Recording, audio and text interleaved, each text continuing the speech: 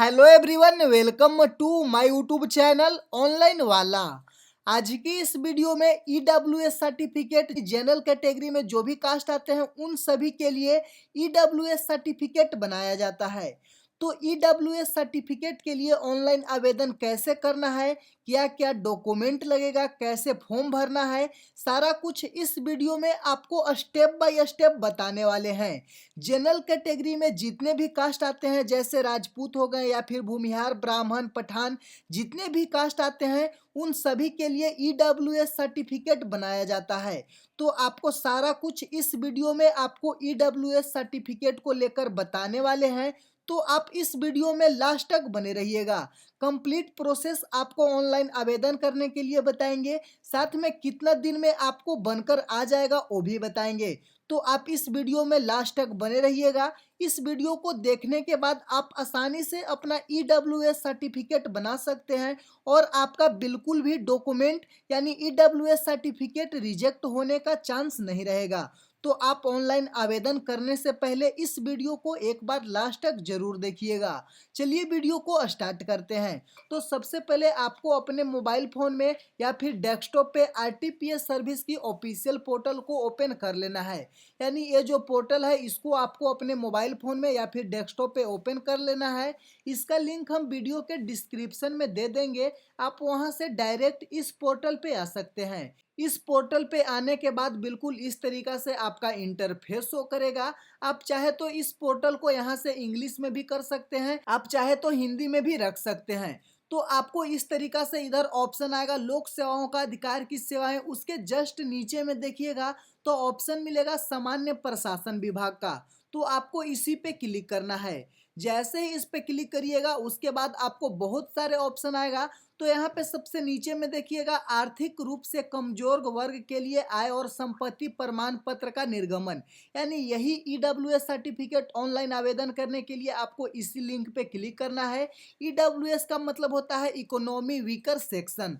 तो आपको ऑनलाइन करने के लिए इस वाले लिंक पे क्लिक करना है। फिर से आपको तीन ऑप्शन आएगा, एक अंचल स्तर पर, एक अनुमंडल स्तर पर, एक जिला स्तर पर। तो सबसे पहले आपको अंचल स्तर पे बनाना पड़ेगा यानी आरओ लेवल पे, उसके बाद आप अनुमंडल स्तर से बना सकते हैं, उसके बाद ही आप जिला स्तर पे बना सकते हैं। जैसे बहुत सारे स्टूडेंट को या फिर बहुत सारे लोगों को सेंट्रल लेवल पर ईडब्ल्यूएस सर्टिफिकेट की जरूरत पड़ती है। तो सेंट्रल लेवल पर बनाने के लिए सबसे पहले आपको आरओ लेवल पे बनाना है, फिर एसडीओ लेवल पे बनाना है, फिर डीएम लेवल पे, यानी जिला स्तर पे जो आपका बनकर सर्टिफिकेट आएगा वही आपका सेंट्रल लेवल हुआ। तो सबसे पहले आपको अंचल स्तर पर ऑनलाइन आवेदन करना पड़ेगा। तो कैसे करना है उसके बारे में आपको कंप्लीट जानकारी आगे वीडियो में बताने वाले हैं। तो आपको इस पे क्लिक करना है। जैसे ही क्लिक करिएगा फिर से आपका फॉर्म ओपन हो जाएगा, जो कि आप मेरे स्क्रीन पे देख सकते हैं। मेरा अगला पेज फॉर्म के रूप में ओपन होगा।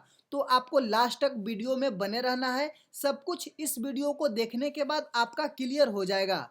यहाँ पे देख सकते हैं आर्थिक रूप से कमजोर वर्ग का प्रमाण पत्र हेतु आवेदन पत्र, अनुसूचित जाति, अनुसूचित जनजाति तथा सामाजिक एवं शैक्षणिक रूप से पिछड़े वर्ग हेतु लागू आरक्षण अंतर्गत आच्छादित नहीं है। यानी पिछड़ा वर्ग के लिए नहीं है, अनुसूचित जनजाति के लिए नहीं है, अनुसूचित जाति के लिए नहीं है। ये सिर्फ जनरल कैटेगरी के लिए ही है। यानी जनरल कैटेगरी में जो भी कास्ट आते हैं वो सभी लोग ईडब्ल्यूएस सर्टिफिकेट बना सकते हैं। तो यहाँ पे देख सकते हैं आवेदन का विवरण यानी डिटेल्स ऑफ अप्लीकेंट, जिनके नाम से बनाना है उनका यहाँ पे डिटेल्स देना है। तो चलिए आपको सारा कुछ आगे बताते हैं। सबसे पहले यहाँ पे है प्रमाण पत्र का प्रारूप भाषा चुने, यानी सिलेक्ट सर्टिफिकेट फॉर्मेट। आपका जो सर्टिफिकेट आएगा वो हिंदी में चाहते हैं या फिर आप इंग्लिश में चाहते हैं तो वो आपको यहाँ से चूज कर लेना है। ऐसे में यहाँ से चाहे तो इंग्लिश भी चूज कर सकते हैं या फिर आप हिंदी भी चूज कर सकते हैं। जो भी आपको जरूरी होगा वो आप चूज कर लीजिएगा। उसके बाद जेंडर यानी लिंग, तो अगर आप मेल हैं तो यहाँ से मेल चूज कर लीजिएगा, अगर आप फीमेल हैं तो फीमेल चूज कर लीजिएगा। हम यहाँ से मेल चूज कर लेते हैं।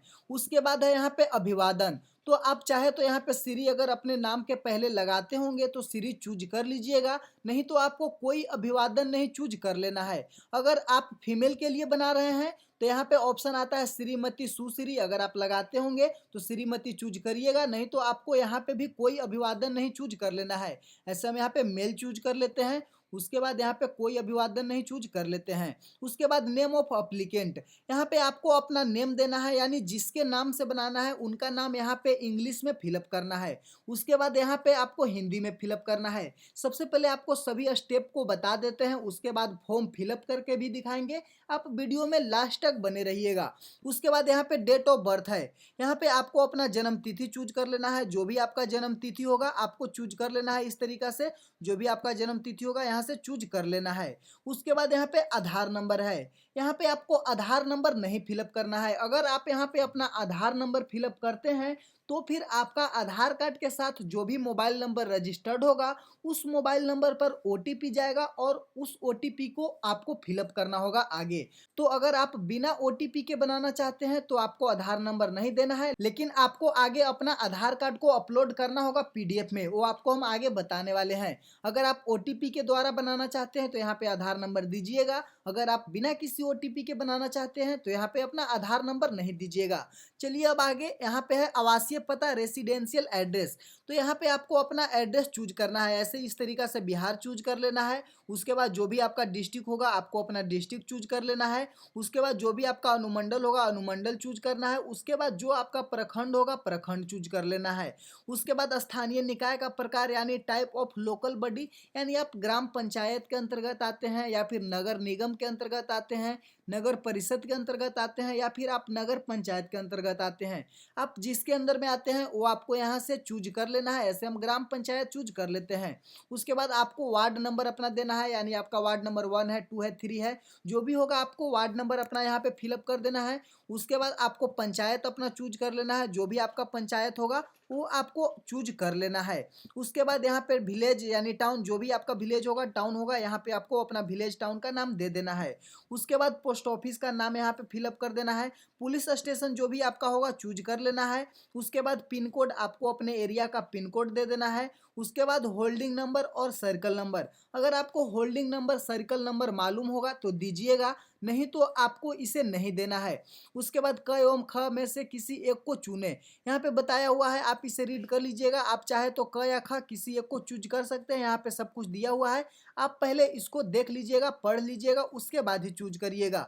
उसके बाद कास्ट यानी जाति है, तो यहाँ पे आपको जाति दिया हुआ है, यानी जो भी जनरल कैटेगरी में जितने भी कास्ट जाति आते हैं सभी जाति का यहाँ पे लिस्ट है। जैसे ब्राह्मण है, राजपूत है, भूमिहार, कायस्थ, सैयद, शेख, जो भी आप होंगे यहाँ पे आपको चूज कर लेना है इस तरीका से।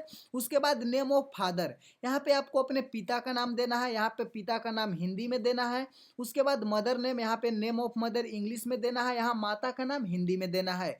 अगर कोई लड़की यानी फीमेल अपना हस्बैंड नेम से बनाना चाहती है तो यहाँ पे हस्बैंड नेम इंग्लिश में दीजिएगा, यहाँ पे हिंदी में दीजिएगा।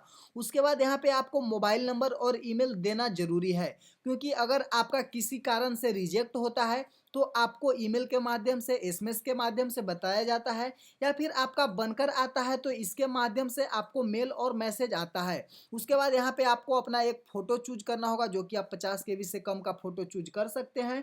उसके बाद परिवार का कुल है, यहाँ पे आपको इनकम देना है। उसके बाद नीचे आना है, नीचे आने के बाद आई एग्री यहाँ पे आपको मार्क कर लेना है। उसके बाद ए वाला कैप्चा यहाँ पे फिलअप करके फिर सबमिट करना होगा।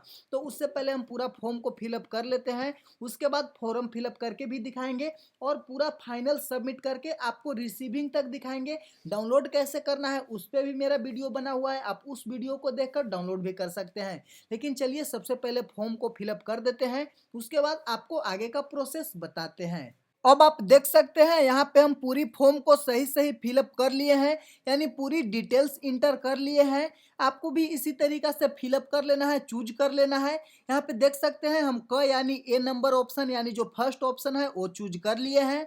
तो आपको भी बिल्कुल इसी तरीका से अपना सब कुछ चूज कर लेना है। यहाँ पे हम इनकम भी दे दिए हैं, यानी परिवार का कुल आय।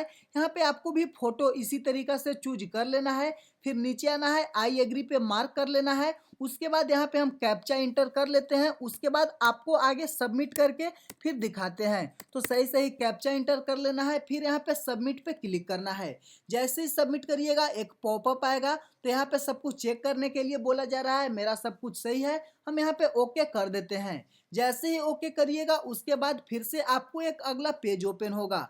तो आप मेरे स्क्रीन पे देख सकते हैं मेरा पेज ओपन हो चुका है। आपको कुछ इस तरीका से पेज ओपन होगा, इसमें आपका पूरा डिटेल शो करेगा। आप चाहे तो अभी से भी आप अपना सुधार सकते हैं, यानी आपको अगर कुछ इसमें गलत दिखता है तो अभी से भी आप एडिट कर सकते हैं। अगर आपका सब कुछ सही होगा तो फिर यहाँ पे आपको अटैच एनेक्चर पे क्लिक करना है। पहले ही आपको बताए थे, कोई भी आपको एक डॉक्यूमेंट देना होगा, जैसे आप आधार कार्ड दे सकते हैं या फिर मतदाता पहचान पत्र, मनरेगा जॉब कार्ड, ड्राइवरी लाइसेंस, पैन कार्ड, पासपोर्ट, इसमें से कोई भी एक डॉक्यूमेंट दे सकते हैं। ऐसे हम आधार कार्ड ही चूज कर लेते हैं। उसके बाद यहाँ पे आपको अपना आधार कार्ड अपलोड कर लेना है। तो चलिए हम अपना आधार कार्ड अपलोड कर लेते हैं। तो आपको भी अपना आधार कार्ड चूज कर लेना है, यानी पीडीएफ में आपका आधार होना चाहिए। हम यहाँ चूज कर लेते हैं। उसके बाद यहाँ पे सेव एनेक्चर का ऑप्शन है, सेव एनेक्चर पे क्लिक करना है। जैसे ही सेव एनेक्चर पे क्लिक करिएगा फिर से आपको एक अगला पेज ओपन होगा। तो आप देख सकते हैं बिल्कुल इस तरीका से पेज ओपन होगा। तो अब आपको यहाँ पे सबमिट पे क्लिक करना है। जैसे ही सबमिट पे क्लिक करिएगा फिर आपका अगला पेज रिसीविंग के रूप में दिखेगा और आपके स्क्रीन पे रिसीविंग आ जाएगा। तो बिल्कुल इसी तरीका से, इसी प्रोसेस के साथ आपको ऑनलाइन आवेदन करना है। यहाँ पे देख सकते हैं आवेदन का विवरण यानी पूरी डिटेल्स दिया हुआ है। कितना दिन टाइम बनने में लगेगा, किस डेट को बनकर आएगा, आपका आवेदन संख्या क्या है, सब कुछ यहाँ पे दिया हुआ है। यहाँ पे देख सकते हैं सेवा का नाम आरओ लेवल से हम अप्लाई किए हैं, आवेदन संख्या इसी नंबर से आपको डाउनलोड करना होगा, स्टेटस चेक करना होगा। और उसके बाद यहाँ पे दिया हुआ है किस डेट को बनकर आएगा। यहाँ पे दिया हुआ है सेवा प्रदान करने की प्रस्तावित तिथि, यानी इस डेट को आपको बनकर आएगा 21 से कार्य दिवस, यानी आपको अप्रोक्स 21 कार्य दिवस यानी 21 डेज आपको बनकर आने में लगेगा। तो यहाँ पे सब कुछ डिटेल्स दिया हुआ है। आप चाहे तो इस पीडीएफ को सेव कर लीजिएगा, डाउनलोड कर लीजिएगा, प्रिंट भी कर सकते हैं। एक्सपर्ट टू पीडीएफ पे क्लिक करके आप डाउनलोड कर लीजिएगा। इस पीडीएफ का यूज यानी रिसीविंग का यूज डाउनलोड करते टाइम होगा, या फिर आप स्टेटस चेक करना चाहते होंगे उस टाइम भी आपको इस पीडीएफ का यानी ये जो रिसीविंग दिख रहा है इस रिसीविंग का यूज होगा। तो आप इसी प्रोसेस के साथ ऑनलाइन आवेदन करिएगा, बिल्कुल आपका रिजेक्ट होने का चांस नहीं रहेगा। इस वीडियो को ज़्यादा से ज़्यादा लोगों तक शेयर करिएगा, ज़्यादा से ज़्यादा स्टूडेंटों तक शेयर करिएगा, ताकि जो भी स्टूडेंट, जो भी लोग ऑनलाइन आवेदन करना चाहते होंगे सही प्रोसेस के साथ ऑनलाइन आवेदन करेंगे। अगर आपको ऑनलाइन आवेदन करने में कोई भी परेशानी हो रही है तो आप हमारे टेलीग्राम ग्रुप से ज्वाइन कर लीजिए। वहाँ पे बिल्कुल फ्री आपका हेल्प मिलेगा, बिल्कुल 100% हेल्प मिलेगा। अगर आप मेरे द्वारा ऑनलाइन आवेदन करना चाहते हैं तो आपका बिल्कुल फ्री ऑनलाइन आवेदन कर कर दिया जाएगा। आप टेलीग्राम के माध्यम से ज्वाइन करके हेल्प ले सकते हैं।